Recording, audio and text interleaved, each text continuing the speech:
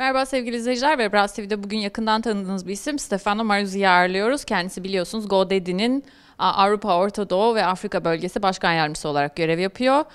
GoDaddy'nin son dönemde KOBİ'lere verdiği ağırlık ve alan adları pazar ile ilgili ilginç gelişmeleri konuşacağız.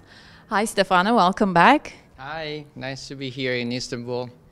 Thanks for accepting our request today, and I know that there are very interesting things that you are going to share us today, but I want to first start with GoDaddy's global business and domain names market.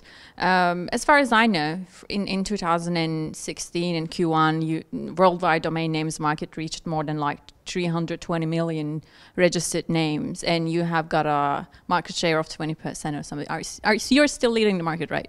Yeah. So obviously we are very strong in the United States, where the business was founded several years ago. In the region, so the EMEA region, Europe, Middle East and Africa, and specifically in Turkey, we see a still strong demand for domains in general. And obviously this is particularly interesting and positive for us because we have big plans for Turkey. Yeah, and you're leading Europe, Middle East and Africa market. What is the significance of this market globally for GoDaddy? Can you share us some numbers? Yeah, sure, with pleasure.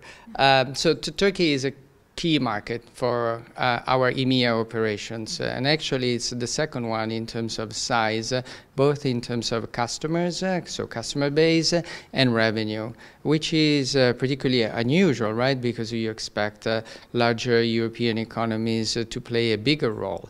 But this is the beauty of our business. We can operate and scale in international market according to what we think makes more sense and the business opportunity. So clearly Turkey is an exciting place for us. We recently announced that we have passed 100,000 active customers. So basically that means that we are supporting more than 100,000 small business owners here in Turkey, all over the place, not just in Istanbul, building their own digital identity, leveraging some of our GoDaddy services. Could be a domain or something else. So are these 100,000 active customers, are they the ones who are newly entered the market, started business? Are they new startups or the ones who are trying to, increase their online presence? It's a combination of everything, right? So we might use as a proxy of new businesses what we call new customers, the number of new customers that on a monthly basis we add to our business. But clearly some of these new customers could be 100% new customers in terms of someone who has an idea and decides to build a digital identity, or it could be someone else who is buying additional services in order to boost their digital presence.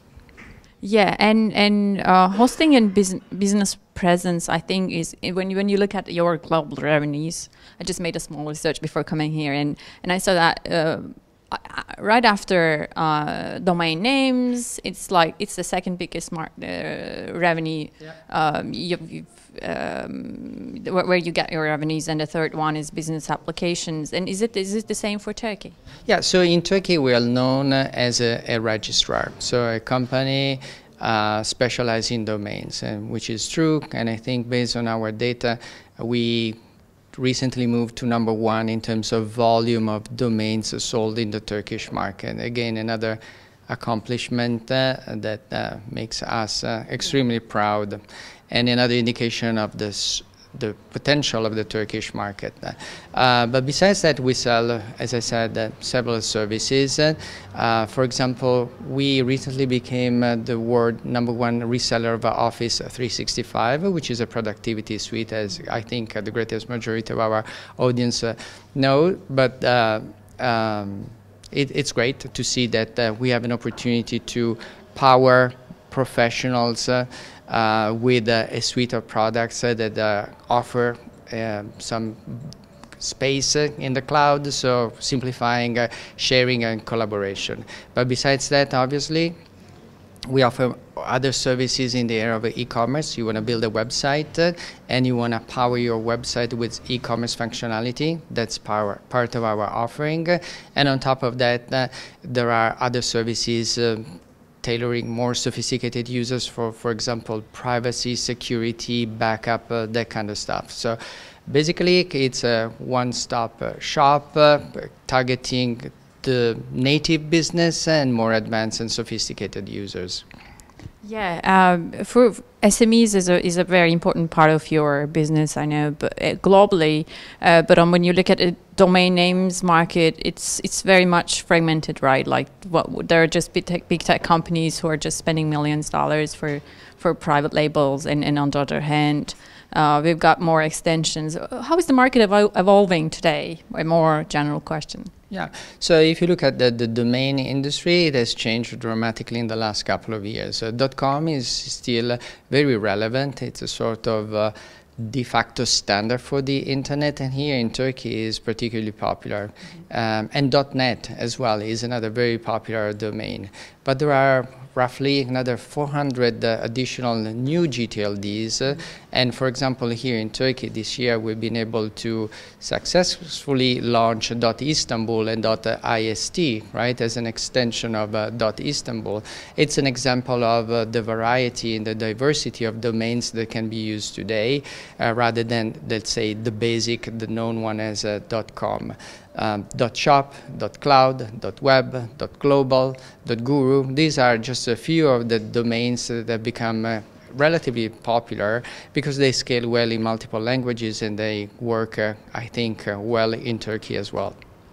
And actually, I'm also curious about why are people very much interested in these very special extensions. It's obviously because of their corporate identities, and people show a lot of interest. But is it also because the perception in the internet? Is it because we're still in? Actually, mobile is becoming important, but is it just a desktop first thing? Do you think? Well, clearly, the adoption of the internet has boomed in the last few years, and it varies from region to region. So, for example, in the Indian subcontinent, it's primarily a mobile experience. Same in Africa, right? So it's difficult to come with a single conclusion. It's desktop, or used to be desktop, and now it's entirely mobile. It varies a lot. But for sure, for example, going back to the domain issue, no matter how you're going to articulate your digital identity, you definitely need a domain, right? You need maybe a small website, but it has to be there, because no matter how you're going to communicate or distribute your products or services, let's assume you're going to do a TV campaign, for example, your name needs to resonate on the internet space. And so it could be, I don't know, I'm Italian, so let's open a pizzeria, a pizza place here in Istanbul. It could be pizzaistanbul.com, whatever, right? Then my business might revolve around an application that I distribute for mobile phones. But again, it's indispensable to have a website so people can go there no matter where they are, from any device, anytime, and get the basic information about my fantastic pizza. Definitely. And let's go back to Turkish market. And my last question would be, what are your plans for here?